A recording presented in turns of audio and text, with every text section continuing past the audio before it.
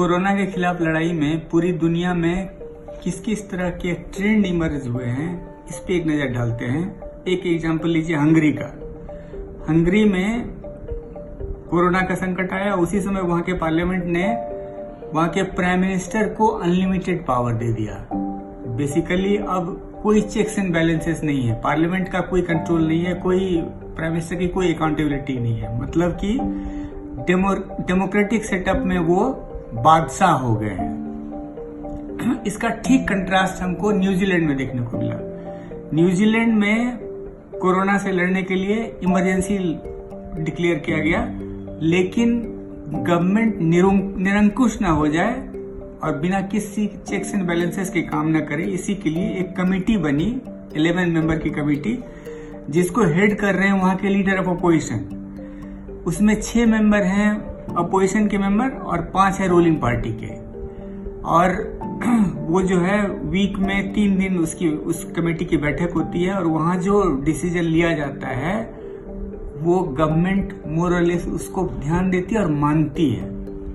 उस कमेटी का पहला डिसीजन था कि न्यूजीलैंड में ज्यादा से ज्यादा टेस्ट हो। अब दोनों देखिए, हंगरी और न्यूजीलैंड के डिफरेंसेस का क्या असर हुआ। हंगरी का जो डेथ रेट है अवेलेबल डेटा के हिसाब से one of the highest in the world है। इसका मतलब कि वहां कोरोना पे कंट्रोल नहीं हो पाया। दूसरी तरफ न्यूजीलैंड के डेमोक्रेटिक सेटअप में देखते हैं, फिलहाल कोरोना फ्री कुछ देशों में न्यूजीलैंड भी है।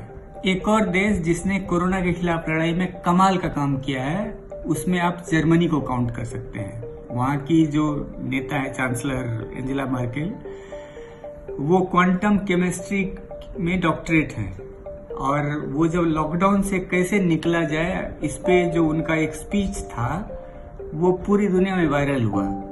लेकिन सबसे बड़ी खासियत जर्मनी की रही है कि कोरोना से लड़ाई में भी जर्मनी का जो डेथ रेट है, फर्टिलिटी रेट है, वो one of the lowest in the world है। उसके साथ साथ लोगों को कैसे राहत मिले, जॉब लॉसेस नहीं हो, इसीलिए सबसे इनोवेटिव तरीका जर्मनी ने ही एडॉप्ट किया है। बेसिकली वहाँ है क्या कि अगर कोई कंपनी बोल रही है कि हम अभी सैलरी देने की स्थिति में नहीं है, तो जर्मन गवर्नमेंट 2/3 सैलरी दे रही है ऐसे कर्मचारियों को। और एक एस्टीमेट है कि 23 लाख कर्मचारी को इसका फायदा होगा और टोटल बिल आएगा 10 बिलियन यूरो। लेकिन ये सोचिए क्या कि एक तो हम महामारी से लड़ रहे हैं, दूसरी और उसका साइड इफेक्ट इकोनॉमी पे बहुत ज्यादा डैमेज नहीं हो, और उससे भी बड़ी बात है कि लोग को बहुत ज्यादा तकलीफ न हो। इसलिए जर्मनी की सरकार ने बहुत ही कमाल का काम किया है। स्टिमुलस भी जो दिया गया है जर्मनी में, फिस्कल स्टिमुलस दिया गया है, वो one of the highest in the world है। एक और एग्जांपल जिसको हम सबको गौर करना चाहिए वो है दक्षिण कोरिया का। हम सबको पता है कि कोरोना के खिलाफ लड़ाई में one of the most effective strategy Korea का ही रहा है। लेकिन एक दूसरा मॉडल आया है कोरिया के बारे में जिसकी खूब चर्चा हो रही है कि महामारी के समय इलेक्शन कैसे कराया जाए।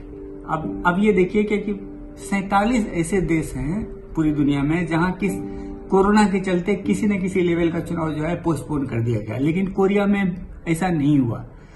जबकि रूलिंग पार्टी के लिए, वहां के प्रेसिडेंट के लिए बहुत ही आसान था। एक तो कि उनकी पार्टी का अप्रूवल रेटिंग बहुत कम था, दूसरा कि इकोनॉमी स्लो डाउन हो रहा था और इसके चलते जॉब लॉसेस हो रहे थे, करप्शन का स्कैंडल की भी बात हो रही थी। कुल मिला के सारे बहाने थे, सारे एक्सक्यूजेस थे, उसका उपयोग करके वहां की सरकार इलेक्शन को टाल सकती थी, लेकिन कोरिया ने ऐसा नहीं किया। बेसिकली लोगों का मैंडेट जीतना, मतलब लोगों को एम्पावर करना, ये कोरिया का मतलब इस एक्शन से आप समझ सकते हैं कि लोगों का एम्पावरमेंट बहुत बड़ा उद्देश्य था। इसीलिए इस खराब कंडीशन में भी चुनाव कराए गए। इसके अलावा एक और एग्जांपल हम देखते हैं स्वीडन का। Sweden one of the few country है जहां की कोई लॉकडाउन नहीं हुआ। वहां बार्स, रेस्टोरेंट खुले हुए हैं, स्कूल खुले हुए हैं। लोगों को रिक्वेस्ट किया गया है कि आप सोशल डिस्टेंसिंग मेंटेन करें, जितना संभव हो घर से काम करें, लेकिन ये लोगों पे छोड़ दिया गया है। कोई इन्फोर्स करने वाला, कोई स्ट्रिक्ट कानून के तहत ऐसा नहीं है कि इमरजेंसी लगा के कि आप लॉकडाउन में ही रहिए।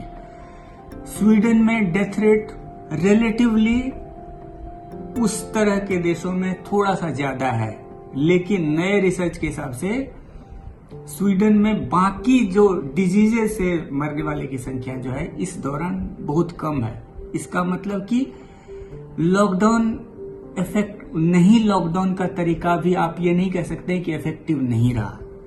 और WHO का कहना है कि लॉकडाउन से निकलने वाले जितने कंट्री हैं सबको स्वीडन के मॉडल को फॉलो करना चाहिए। इन सारे example Hungary, New Zealand, Germany, south Korea और स्वीडन से हम सबसे बड़ा टेक अवे क्या है? सबसे बड़ा टेक अवे ये है कि जिस किसी भी सरकार ने, जिस किसी भी लीडर ने लोगों को एम्पावर किया, डेमोक्रेटिक फोर्सेस को स्ट्रेंथन करने की कोशिश की, पीपल सेंट्रिक पॉलिसी बनाई, वो कोरोना के खिलाफ लड़ाई में इफेक्टिव दिख रही है। वह उन सारे देशों में कोरोना जो है कोरोना पेंडेमिक का जो कहर है वो कंट्रोल होता दिख रहा है। लेकिन जिस देश में पीपल सेंट्रिक पॉलिसी नहीं लिया गया, जिसमें टॉप डाउन अप्रोच रहा, वहां ये अप्रोच इफेक्टिव नहीं रहा है।